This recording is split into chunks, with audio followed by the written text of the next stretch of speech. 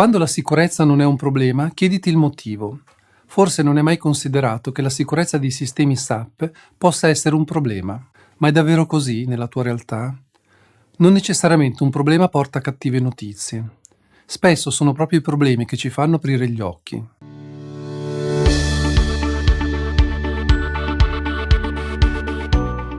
Ciao, sono Andrea e oggi scopriamo insieme perché devi avere paura quando la sicurezza dei sistemi SAP non è considerato un problema.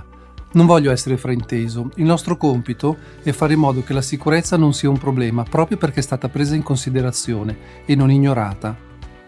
Ma quando nella tua azienda non affronti argomenti come quanto il mio sistema è configurato correttamente dal punto di vista della sicurezza applicativa, quanto i nuovi sviluppi fatti seguono un iter corretto di verifica e controllo, quanto gli utenti hanno autorizzazioni critiche che non dovrebbero avere.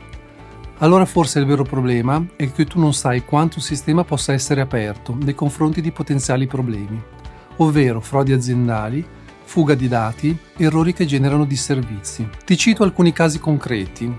Un dipendente che, avendo accesso a transazioni per la visualizzazione diretta del database, ha estrapolato informazioni relative a scontistiche e clienti, fornendo alla concorrenza i dati, la possibilità di sottrarre beni materiali o falsificare prestazioni di servizio, il trasporto di alcune configurazioni dal sistema di sviluppo a quello di produzione, generando un fermo macchina nel sistema di arrivo e quindi un disservizio importante. Sono alcuni casi realmente successi. Spesso, solo a seguito di casi eclatanti, si decide di dedicare attenzione a questi aspetti e quindi di porsi il problema.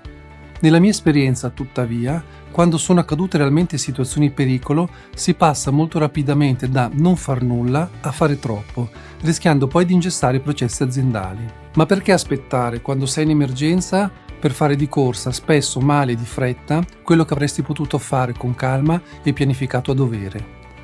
Valuta quanto alcuni dei processi relativi alla gestione della sicurezza dei sistemi SAP che sono attivi in aziende siano davvero robusti. Verifichiamo periodicamente se le utenze hanno i corretti ruoli assegnati, se i ruoli contengono le corrette autorizzazioni, se le autorizzazioni basis critiche non siano assegnate a utenti finali e se gli amministratori di sistema hanno troppe autorizzazioni. Ma poi è vero che quest'ultimi debbano essere autorizzati a tutto? A mio avviso è assolutamente sconsigliato e nella maggior parte dei casi non serve.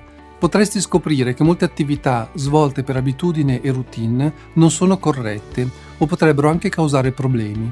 È per questo che l'applicazione delle regole di sicurezza può anche migliorare il controllo generale del sistema. Ti porto ad esempio, perché davvero molto spesso è così, la gestione delle query dei sistemi SAP. Davvero in molti casi queste vengono gestite direttamente in produzione. Ma perché questo avviene? Esiste un modo di trasportarle, eppure spesso non viene seguita la corretta procedura. Ecco allora che l'applicazione delle regole citate in precedenza può tornare utile per correggere situazioni poco presidiate. Inizia a fare ordine a sistema. Le politiche di sicurezza possono aiutarti in questo, limitando inoltre eventuali errori e aumentando il controllo del sistema. Vuoi ascoltare altri contributi? Iscriviti al canale e se non lo hai ancora fatto seguici anche su LinkedIn. Visita e iscriviti al nostro blog www.aglea.com/blog se vuoi ricevere aggiornamenti periodici. Contattaci se vuoi scoprire come migliorare la sicurezza dei tuoi sistemi SAP. A presto, ciao!